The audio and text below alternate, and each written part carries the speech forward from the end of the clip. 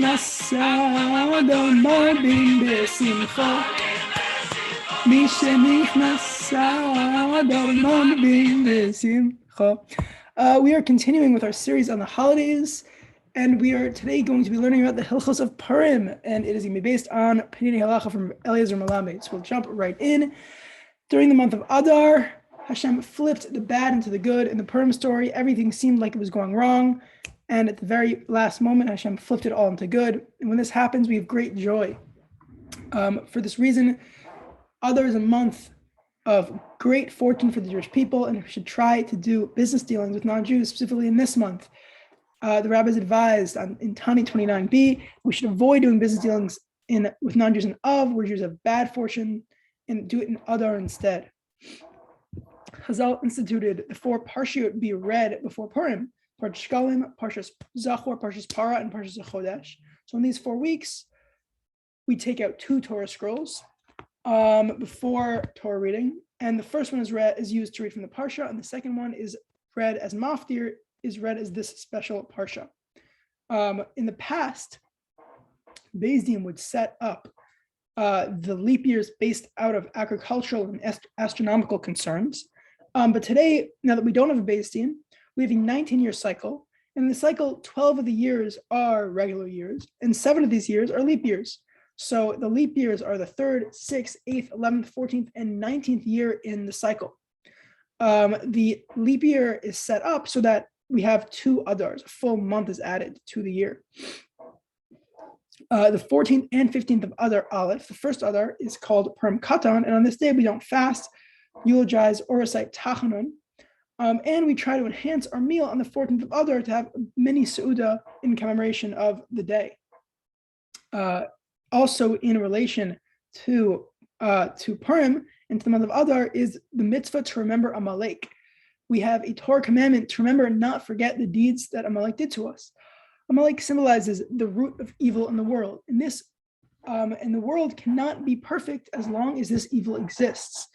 We therefore are commanded to remember Amalek, and we fulfill this obligation by mentioning Amalek once a year by reciting Parshat Zachor. And this parsha is juxtaposed with the Purim story where the house of Haman is destroyed. So to fulfill this mitzvah, every individual must hear the reading of Parshat Zachor. The best way to do this is with a Torah scroll and a minyan. If one is in a place without a minyan, then he should just do it from a Torah scroll without a minyan. And if he has neither a Torah scroll or a minyan, then he should just do it from a chumash out loud.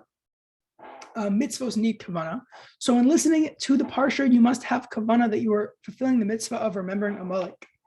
Lechatchila, women should hear Parshat Zachor, and many women do so. But in practice, they are patur from the mitzvah. If a woman wants to fulfill the mitzvah, but it's still difficult for her to attend services and to go where a minyan is, she can read Parshat Zachor from a chumash on her own. We also commemorate the half shekel that was given in the month. The half shekel that was given, and this half shekel was given to fund public offerings. The best time to give this charity is right before Mincha on Tanis Esther, for combines fasting and charity, and this achieves atonement. It achieves tshuva. So there are different opinions how to fulfill this custom. Some have the custom of giving a coin worth half of their country's currency. So that would be 50 cents in the US or 50 agorot in Israel. Others have the custom to give such coins corresponding to the 3 times it says truma in Parshat Shkalim. So 3 times the half a currency would be 150 in the US, $1.50 in the US, and 1.5 shkalim in Israel. Others have the custom of giving an amount which corresponds to the value of the original half shekel, which was 10 grams of silver. So I looked up on Google how much 10 grams of silver is, and it said 760. So somebody who wants to fill the custom this way would give $7.60 to tzedakah. The most prevalent custom today is to donate half a shekel for every member of the household, even an unborn child. So, so for every member of your household, you give a donation of a half shekel, depending on how much that can be worth, either 50 cents or 760. Important to note that this money should not be taken from Maser Kasafim. It should be in addition to Maser Kasafim. So 10% that a person gives every month to tzedakah, which he's obligated to give, this half a shekel commemoration should not be given from that sum. Purim is also unique because we celebrate Purim in different on different days depending where we are. So unwalled cities are celebrate Purim on the 14th of Adar, and cities walled at the time of Joshua celebrate Purim on the 15th of Adar, which is called Shushan Purim. Haman's decree. So why do we do this? So Haman's decree was to kill the Jews on the 13th of Adar, and what ended up happening is that the Jews were able to create a new decree which allowed Jews to defend themselves. They couldn't annul the decree, the original decree, which had the Jews be killed, but they had an additional decree which allowed them to defend themselves with weapons.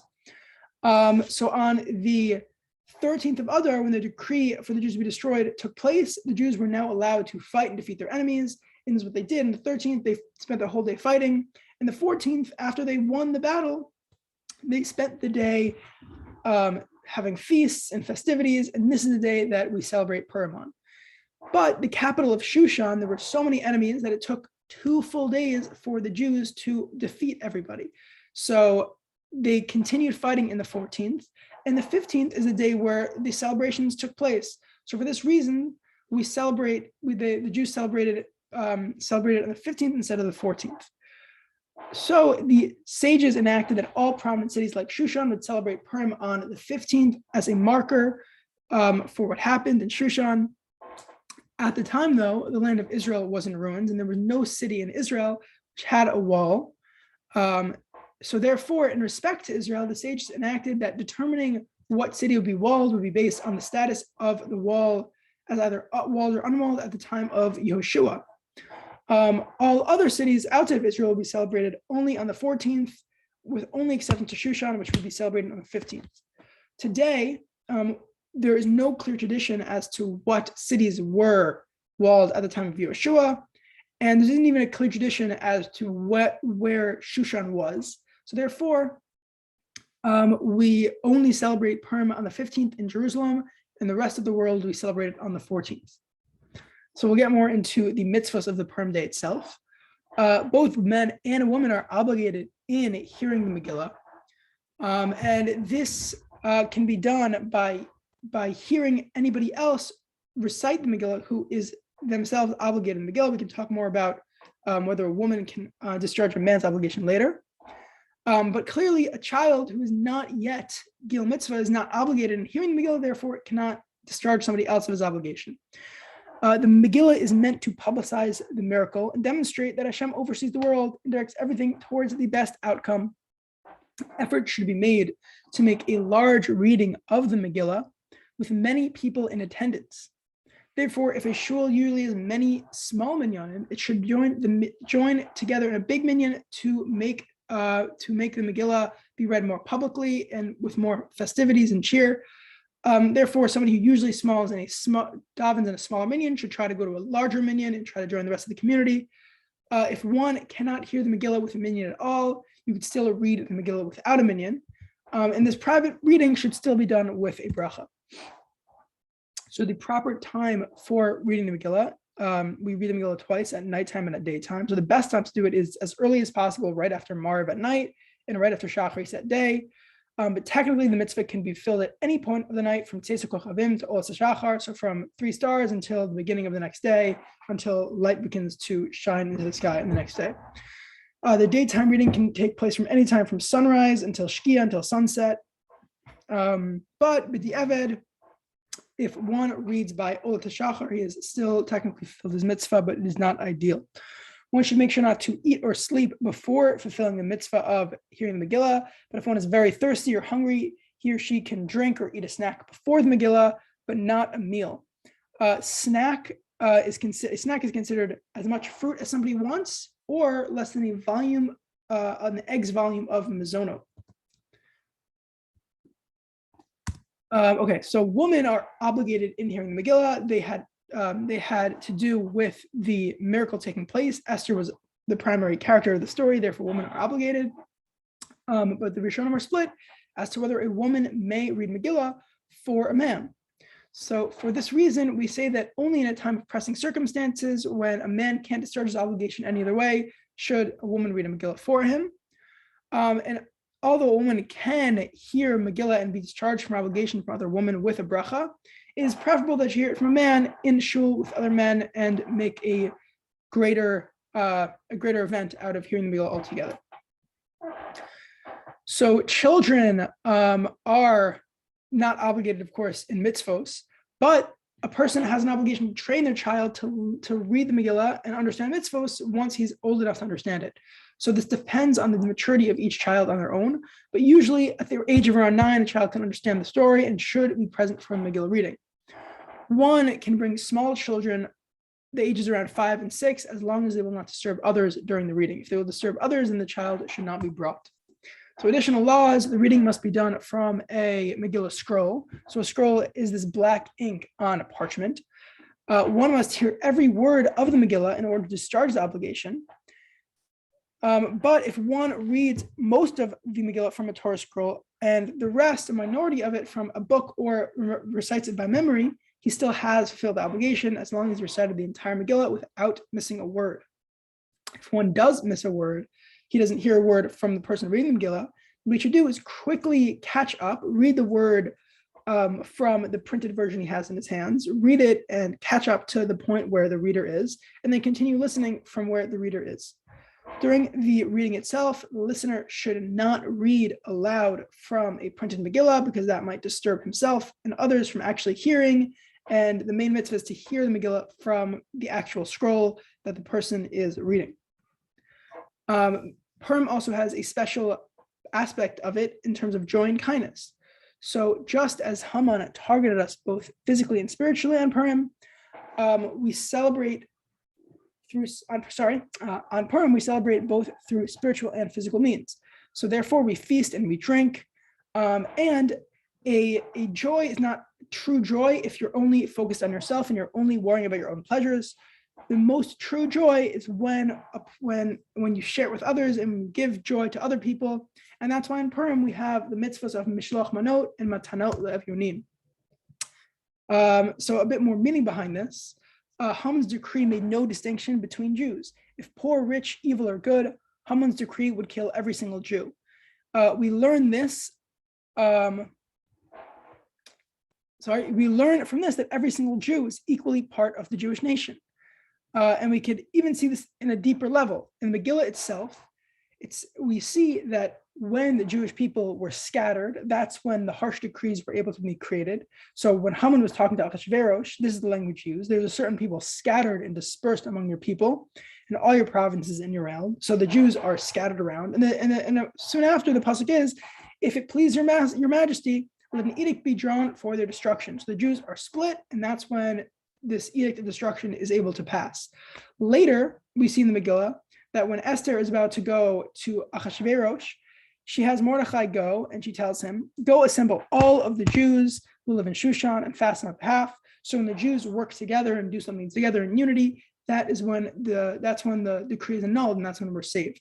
So we see that when Jewish people are together and unified, good things happen. And when Jewish people are not unified and are far apart, bad things happen. So Jews should unify and stick together. And that's why I have these mitzvahs. So first of all, matanot le'evyonim, giving gifts to the poor. So to fill this mitzvah, 2 gifts must be given to 2 poor people. The gift can either be food or money, as long as it can be used to enjoy a meal on Purim. So the main thing is that the gift is enough for a person to enjoy a meal on Purim. So the minimum amount to give is enough for a poor person to buy a meal which will satisfy him. 3 slices of bread is enough to usually satisfy somebody. Melamed said that 3 slices of bread is equivalent to 1 shekel. So that would be the minimum amount to give. I looked that up and I saw that in the US, the average amount for a loaf of bread is $2.50. And in a loaf of bread, there's around 26 slices of bread. So you divide that, comes out to around 30 cents for 3 loaves. So by that logic, if you could do 1 shekel in Israel, 30 cents for 3 loaves in America would make sense. Despite the bare minimum being 30 cents to fulfill the mitzvah to two people, you should still be giving more because that is praiseworthy. The minimum amount of money given as matanot levunim cannot be from a person's maser kasafin. It has to be in addition to the 10% you give anyway each month. But, sorry, it's a typo, but once the minimum amount of money is reached, the additional money can be given from maser kasafim. If one does not know poor people, then he can give the money to a gabbai tzedakah who will distribute funds on his behalf. So, mishloach manot, in order to create more unity among Jewish people, we are obligated to give 2 portions of food to one person as mishloach manot, and that's how you discharge your obligation. So 2 portions shows that you don't only care that a person is full, but you also care that a person enjoys his meal. So one who gives more than this and gives more than just one mishloach manot is praiseworthy, because the more you give, the more unity you're creating between the Jewish people. So we have different types. So what different types of food can you use for mishloach manot? The 2 portions must be different from each other, such as bread and meat, or meat and fish. So they can be the same bracha. I always thought it can't be the same bracha, but according to Melamed, it can be the same bracha as long as they're different tasting and different looking foods. So 2 different types of meat or 2 different types of cake is acceptable as long as they look and taste different. The food needs to be ready to be eaten, and it's not allowed to still have to be being cooked by the time you give it to somebody. Some maintain that drinks are not considered food. So in order to fulfill the mitzvah with all opinions, it is best not to use drinks as one of your food portions. The food portion must be worthy enough to serve to a guest in a respectable manner if he were eating at your table. So therefore, you should make sure that it's big enough, and this volume is usually the volume of 3 eggs. So who is obligated in mishloach manot and matanot levunim? So every single Jew, man and woman, needs to send both. For the reasons of modesty, women should not send mishloach manot to men. They should only send to other women, and men should not send to women and should only send to other men. But men and women can send matanot levunim to one another. Even a married woman must fulfill the mitzvah, and therefore a married couple must send 2 mishloach manot, one from the husband and one from the wife, each mishloach manot containing the 2 portions of food. Children above the age of bar mitzvah or bat mitzvah must still give mishloach manot, but their parents may give matanot levunim on their behalf. Once a child reaches the age of being able to understand mitzvos, they should be taught how to observe the mitzvah. So therefore, some parents send their children to give mishloach manot and matanot levunim, and some people who give money on the child's behalf. They may do so, but they should still explain to the child that they gave charity for the mitzvah. So the proper time of doing these mitzvos is on Purim day as opposed to the night before. If one cannot find poor people on the day of Purim itself, then he should make sure to put money aside and say that it's for tzedakah. And another day, when he finds a poor person, then he can give the poor person that money. Mishloach manot, though, can only be done on Purim day itself. So if one is alone on Purim and not near any other Jews, he has to make sure to call or email someone else to send mishloach manot on his behalf. If one wants to give matanot levunim before Purim to a gabbai tzedakah who must give it on Purim, he must stipulate that he owns the money. It must be clear to him and the person and the gabbai tzedakah that he owns the money until Purim day. At that point of Purim day, the money will transfer into the gabbai tzedakah's possession, and then at that point, the gabbai tzedakah gives the money to a poor person. Okay, next. Sorry, lost for a second. Okay, the difference between mishloach manot and matanot levunim. Mishloach manot cannot be done anonymously, but matanot levunim should be done anonymously, so to not embarrass and to better help the poor person in the best way. One can choose how to spend his money on the mitzvah of the seuda, matanot levunim, and mishloach manot, but it's preferable to spend most liberally on the gifts to the poor. For there's no greater joy than gladdening the hearts of the poor, orphans and widows and converts, as written by the Rambam. Therefore, One should calculate the amount that he will spend on the Shloch Manot and the Seudah, and make sure to spend more on Matanot Le'Konim. And for this calculation, one may include the money he gives for Maser of that month. Okay, so the Purim Seudah. The Seudah must be done on the day of Purim, and it's done and it is the climax of the celebration of Purim. Although the main Seudah is done in the day, there is still a mitzvah to eat a meal with joy and celebration the night before. So that's Purim night. One should ideally eat meat or at least chicken, poultry at the Seudah, but if one does not like meat, then he should ensure that he eats tasty foods. The meal must be set as a meal with bread. The meal must also be done with other people around, because a meal by a person himself is not really, it lacks proper joy. And with others, it has proper joy. Okay, so there's also a mitzvah to have a joyous meal on the second day of Purim, on the 15th of Adar, Shushan Purim, and this meal is still necessary, but it is not required to have all the required elaborations and the festivities of the first meal. Okay, so we also have a special mitzvah on Purim to drink. There is a mitzvah on Purim to rejoice more than any other festivals. Although on other holidays, on Pesach, Shavuot, Sukkot, we still have a mitzvah to drink wine. On Purim, there's a mitzvah to drink a lot. And the famous line the sages say, "Mechayev inish lebasume ad lo yada ben ar Haman lebarach Mordechai." A person is obligated to get drunk on Purim until he does not know the difference between cursed is Haman and blessed is Mordechai. So there are many different opinions regarding how to fulfill this mitzvah, and the opinions are broken down into two categories. So some take the statement literally, and this means a person must get so drunk that he reaches a state where he literally cannot see a difference between good and evil. So that is the opinion of the Rif and the Rosh. If a person is liable to act in a disgusting state when he's drunk, then he should make sure not to reach this level of drunkenness. Instead, he should drink heavily to the point where he falls asleep. And as a result of this, in his sleeping state, he won't be able to tell the difference between Haman and Mordechai because he will be sleeping. Another explanation is that he does not get drunk enough to become unbecoming or disgusting, and rather he drinks enough to become tipsy. And in this state of tipsiness, when you're having your festivities, when you're singing about Haman and Mordechai, you mess up saying the words. And by messing up saying the words, that's considered fulfilling the mitzvah. And that's according to the Tosfos and the Ran. In practice, a person should choose for himself the best way for him to drink, which will allow him to properly rejoice in the holiday for the sake of Shemayim. Okay, so laws of the drinking more specifically, any intoxicating beverage can be used, but it is, of course, best to use wine, for that is how the miracle occurred. It occurred through wine. If one does not like wine, it is better to use another beverage because the mitzvah is about rejoicing. It's more about rejoicing. So if you do like wine, you should use wine. If you don't like wine, then it's better to not use wine.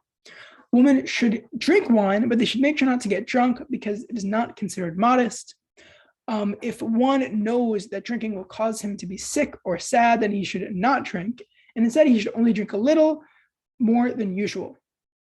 If drinking makes a person cry out of joy for important things, like the desire for the building of the Beis Hamikdash or the desire to be close to Hashem, then this is considered a good crying, and he may drink in the if this condition were to take place. If one's drinking causes somebody to hurt himself or hurt others, then he should make sure not to drink and then only drink a little more than usual. Okay, so one also must know the very important concept when it comes to alcohol. Alcohol only takes effect 20 minutes after it is drank. So very often people drink a cup of alcohol and then they don't feel any difference. So then they have another one, and then 20 minutes later, all the cups add up and they hit you at once, and then you get very sick and very crazy, and it's not a good situation. So one should know that the correct way of drinking is to wait an appropriate amount of time between each drink. So you should drink slowly and wait 30 minutes between each cup of alcohol. So what is the deeper meaning behind this drinking? Drinking can usually be very destructive, and we're often advised against doing it. So on Purim, why are we commanded to drink? And not only drink, but to get drunk. One reason is that there are positive aspects associated with alcohol. All of the miracles of Purim actually came about through alcohol, so therefore it's important to commemorate this. A deeper meaning is that in Purim, we reveal the eternal sanctity of the Jewish people. We see that everything Hashem does for the Jewish people is good, and everything that happens in our life from Hashem is good. And by drinking, we show that even what seems bad, drunkenness and physicality and physical acting crazy, that's also good, because Hashem knows really what's up and we don't really know what's up. So by dulling our perceptions, we recognize that we really don't know anything. We really don't know anything. Only Hashem knows anything. And what seems good can really be good, and what seems bad is also really good. Okay. Finally, regarding the custom of wearing costumes, although there was no written source for wearing costumes on Purim, still many people have this custom. And there are a number of reasons for this. One, it increases joy and laughter, and that's a good thing on Purim. Two, sometimes different Jews like to wear different kinds of clothing, and this different clothing creates a disunity between different Jews. So when everyone's in a costume, this disunity kind of goes away, and that's a good thing. There are more examples of the Minuban costumes in Penenei Halacha, and I encourage you to check it out. Important to note that most poskim say that cross-dressing, men dressing as women and women dressing as men, is not proper, and therefore it should not be done. Here are the sources in the Penenei Halacha, which I encourage you to look at. Thank you for joining. Have a Freilich in Purim, and B'ezrat Hashem, we will celebrate soon in your